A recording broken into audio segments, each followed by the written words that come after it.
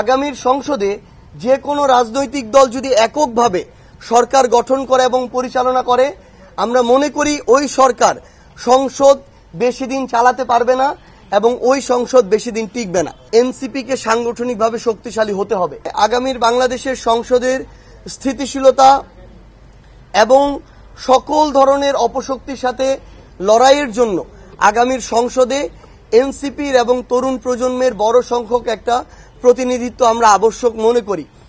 অভ্যুত্থান বিরোধী যারা শক্তি ছিল আওয়ামী লীগ এবং তাদের দোসররা, এই আওয়ামী লীগ এবং তাদের দোসরদের বিরুদ্ধে জুলাই অভ্যুত্থানে যে রাজনৈতিক শক্তিগুলো আমরা একসাথে লড়াই করেছিলাম, আমরা মনে করি এই সকল রাজনৈতিক শক্তির একটা শক্তিশালী অংশগ্রহণ আগামীর সংসদে প্রয়োজন।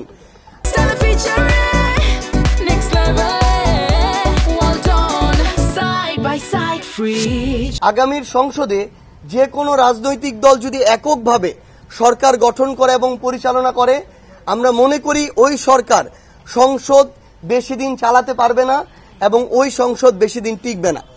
সেই জায়গা থেকে এনসিপি মনে করে তাদের শক্তিশালী যে ভিত্তি, যেটি সাংগঠনিক ভিত্তি, এই ভিত্তিটি সবার আগে শক্তিশালী করা প্রয়োজন।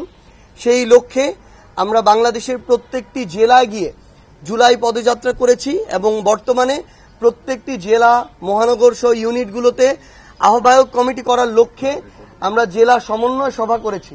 এখন আমরা আমাদের যারা পদপ্রত্যাশী তাদের সাথে আমরা সরাসরি কথা বলে পুঙ্খানুপুঙ্খ বাছাই প্রক্রিয়ার মাধ্যমে আমরা আমাদের আহ্বায়ক কমিটিগুলো দিব।